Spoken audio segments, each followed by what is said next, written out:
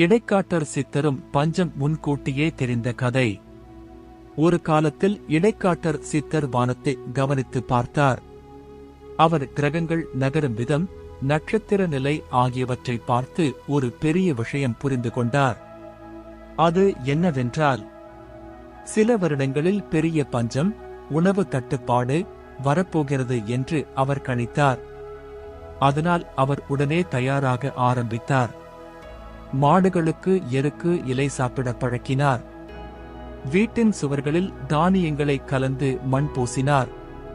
காலம் கடந்தது. பின்னர் அவர் சொன்னபடியே மழை வரவில்லை. பயிர்கள் எல்லாம் உலர்ந்தது. மக்கள் பட்டினி பட்டார்கள்.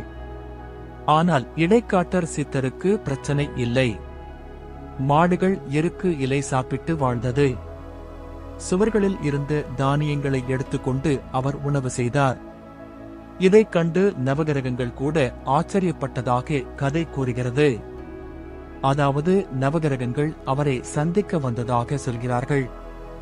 அப்போது இடைக்காட்டர் சித்தர் அவர்களுக்கு உணவு கொடுத்து அவர்கள் தூங்கும் போது கிரகங்களின் நிலையை மாற்றி உலகிற்கு மழை வரச் செய்தார் என்று சித்தர் மரபு கூறுகிறது.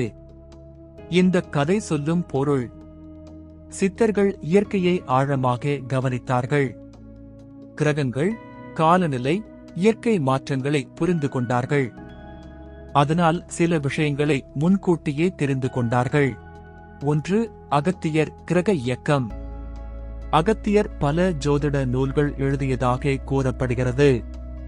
அவர் கிரகங்கள் எப்படி நகரும், எந்த கிரகம் மனித வாழ்க்கையை எப்படி பாதிக்கும் என்பதையும் விளக்கியதாக சித்தர் மரபு சொல்கிறது. அவரது பெயரில் அகத்தியர் ஜோதிடம் என்ற பல நூல்கள் உள்ளன.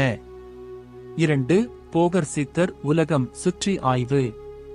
போகர் சித்தர் வானியல், ரசவாதம், மருந்து ஆகியவற்றை ஆய்வு செய்தவர். சில சித்தர் கதைகளில் அவர் வானியல் கருவிகள் பயன்படுத்தி கிரக நிலையை கணித்தார் என்று சொல்லப்படுகிறது. 3.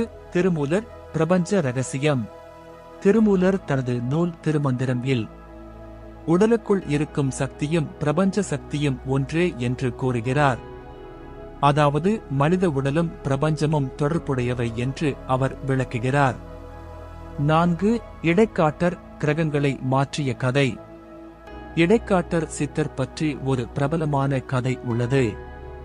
ஒரு காலத்தில் கிரகங்கள் எல்லாம் ஒரே வரிசையில் வந்து பஞ்சம் ஏற்படும் என்று அவர் முன்பே தெரிந்து கொண்டார்.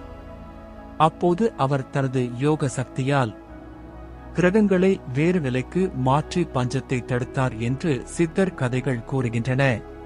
சித்தர்கள் சொன்ன ஒரு முக்கிய கருத்து, சித்தர்கள் சொல்வது, மனித உடல் சிறிய பிரபஞ்சம், பிரபஞ்சம் பெரிய உடல்.